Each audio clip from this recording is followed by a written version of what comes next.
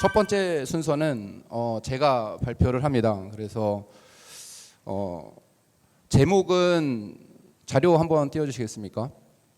제목은 유연한 학사제도 기반의 융합교육 패러다임 고도화 전략이라는 것인데 사실은 이번 발표를 준비하면서 제 스스로도 한 5년간 혁신 사업이 이제 5년 차에 들어가는데 대학이 어떤 것들을 한번 해왔고 그리고 어떤 거에 중점을 두고 있고 어떤 방향으로 흘러가고 있는지 그리고 어떻게 가야 하는지에 대한 스스로의 고민이 되는 자료이기도 합니다. 그래서 같이 우리가 걸어온 길을 보면서 한번 얘기를 같이 나눠보도록 하겠습니다.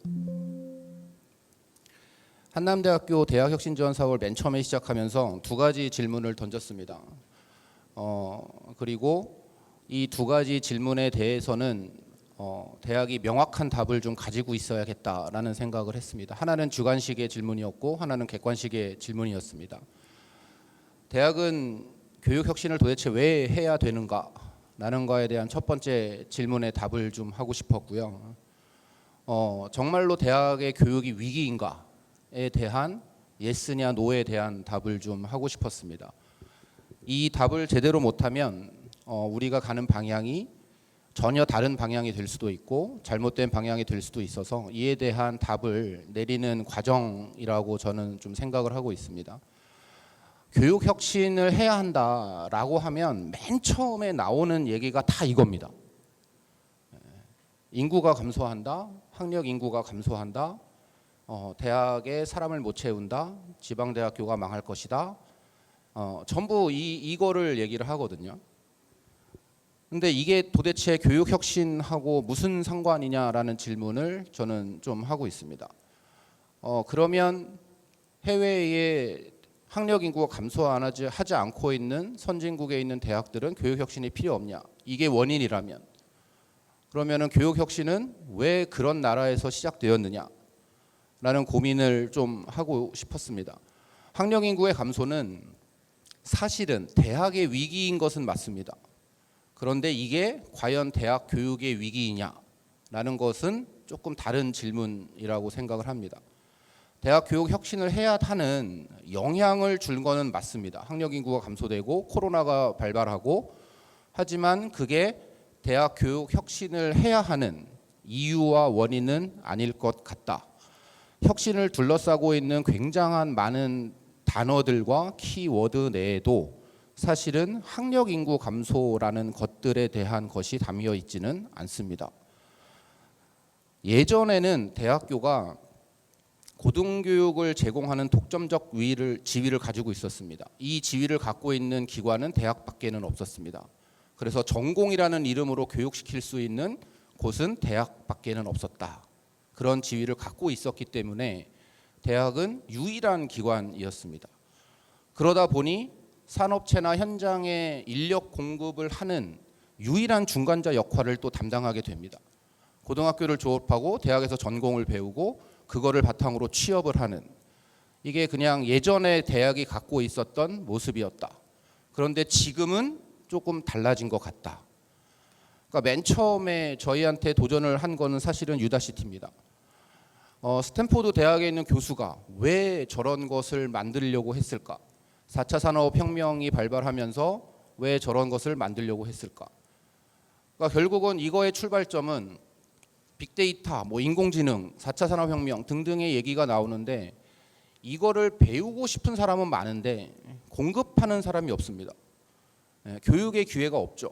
그래서 결국은 택한 게 온라인 플랫폼이라는 방법이었습니다. 오픈 EDX도 결국은 학교가 굉장히 좋은 학교들이 들어와 있는데 그들이 왜 이런 것들을 하려고 했을까?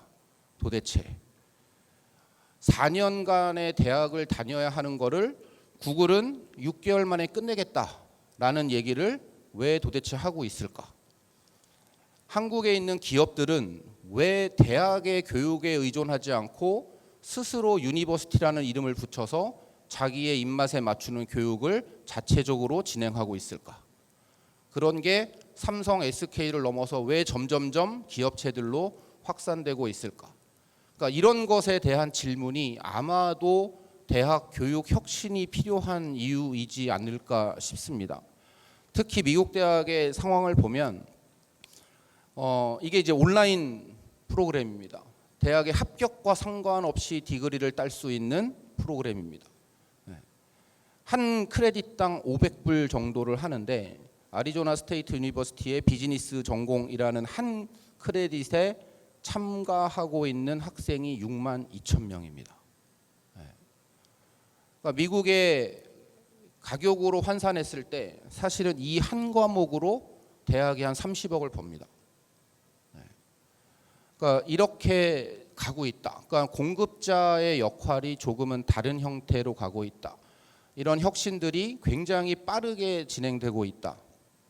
심지어 회사에서도, 구글이라는 회사에서도, 대학뿐만 아니라 회사에서는 한 달에 50불입니다.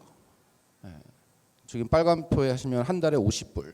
그리고 3개월에서 6개월.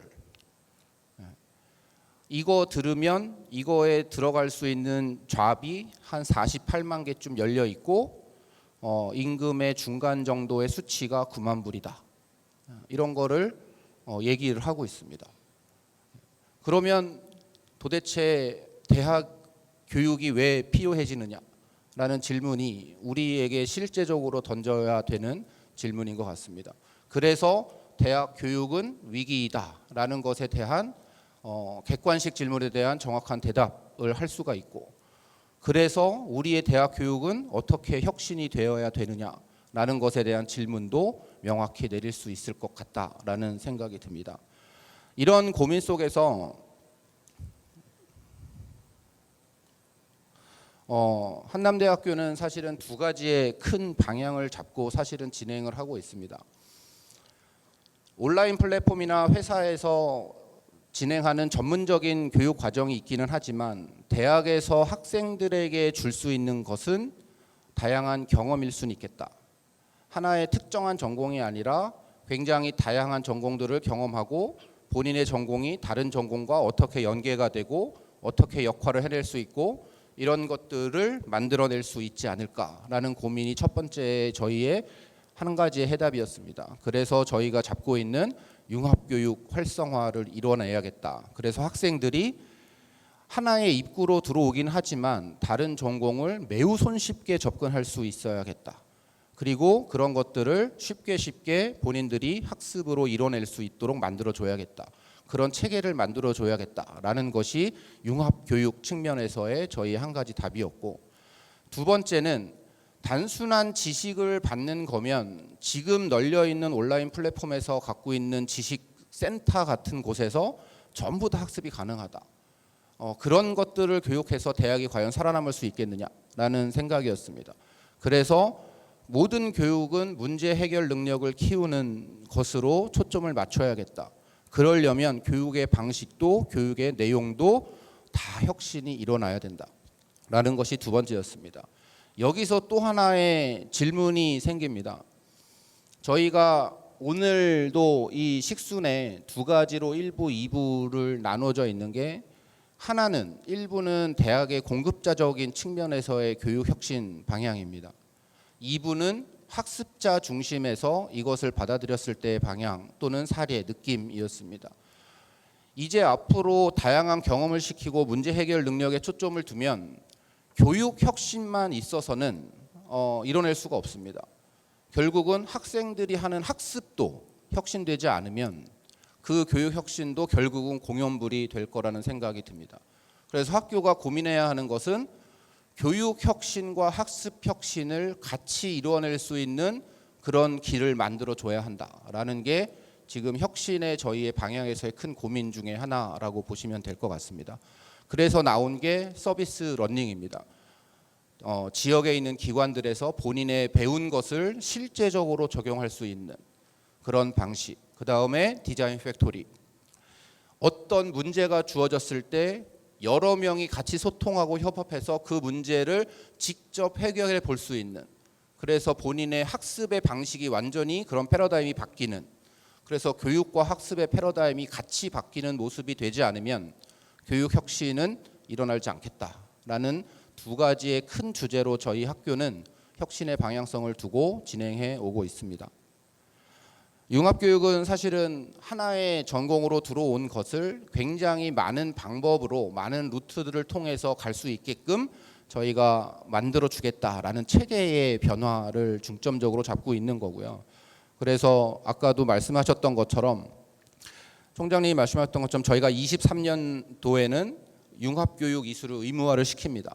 그래서 4가지 유형 중에 학생들은 반드시 1개를 이수하게끔 만들어 놔야 한다라는 것이 첫 번째 시도였고, 그 다음에 들어가서는 이수가 돼야 되면 학생이 선택할 수 있는 것들이 많아야 되는데 과연 이게 우리 학교가 준비가 되어 있느냐.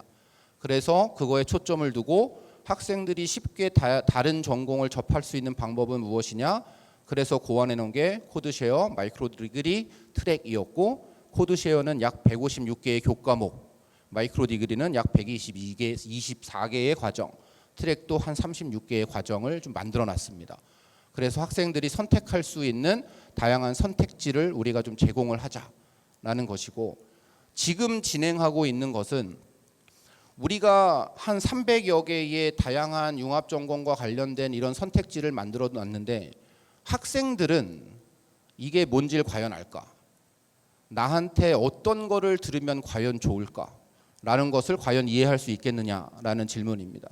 그래서 각 전공별로 어떤 마이크로리를 들으면, 어떤 코드쉐어를 들으면, 어떤 트랙을 연계하면 내 전공의 시너지 효과를 낼 수 있느냐라는 그런 설계를 좀 해줘야 되겠다.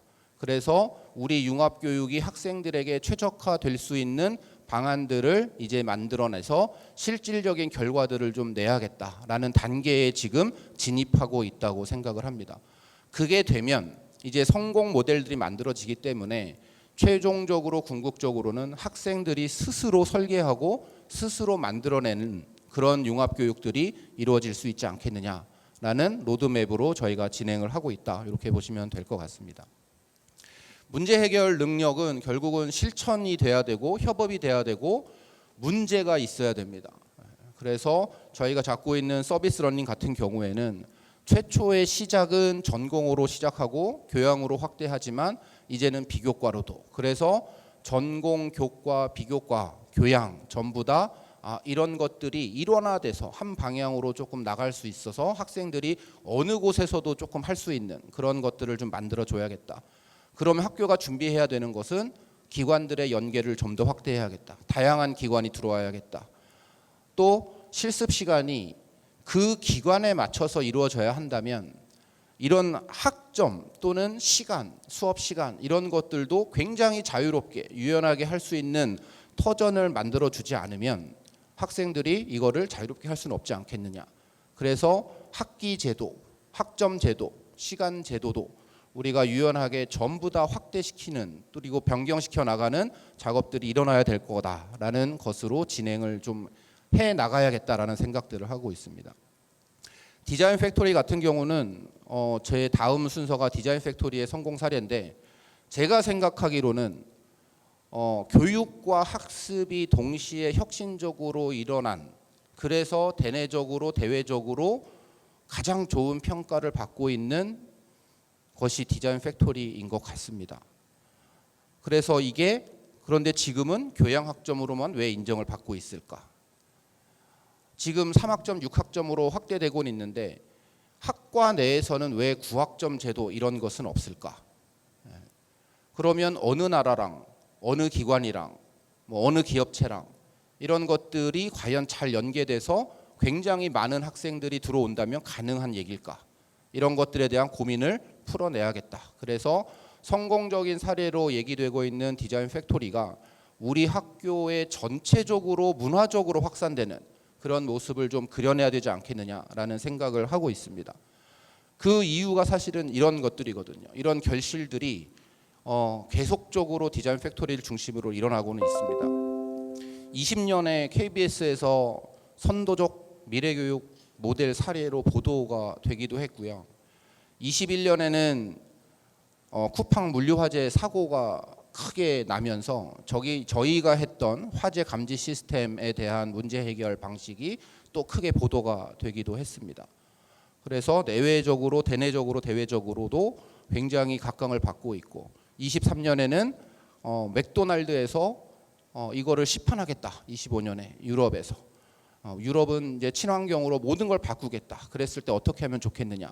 이게 한남대 학생들이 한 게 1등을 했습니다. 그래서 25년에 해피밀 상용화를 하겠다라는 이런 성과까지도 지금 이어지고 있는 것이다. 그래서 이게 그냥 단순한 혁신으로 그냥 끝나는 그런 것이 아니다. 학교에만 머물러 있는 것은 아니겠지 않느냐라는 것을 우리가 결실로 좀 보고 있지 않나라는 생각을 좀 많이 하고 있습니다. 그래서 이런 것들이 조금 확대됐으면 좋겠다라는 생각을 좀 하고 있고요. 실제로 뭐 특허나 이런 출원들이 특정 사업단에서 갖고 있는 성과 지표만큼 나타납니다. 요구하는 지표만큼을 지금 달성을 하고 있거든요. 그래서 이런 것들이 학교 전반으로 문화적으로 굉장히 확산이 된다면 한남대에 가면 이러한 교육 방식으로 이렇게 연계돼서 이렇게 어떤 성과들을 내고 어떤 결과들을 실제 나의 손에 주어질 수 있겠구나라는 것으로 연계되는 모습으로 좀 됐으면 좋겠다라는 생각을 하고 있습니다. 제가 약 5년 동안 교육 혁신을 도대체 어떻게 해야 되냐, 어떻게 했으면 좋을까, 우리 학교가 어떤 특징적인 모습을 좀 가지고 남들에게 자랑할 수 있으면 좋을까라는 고민을 한 거를 조금 정리한 거라고 보시면 될 것 같습니다.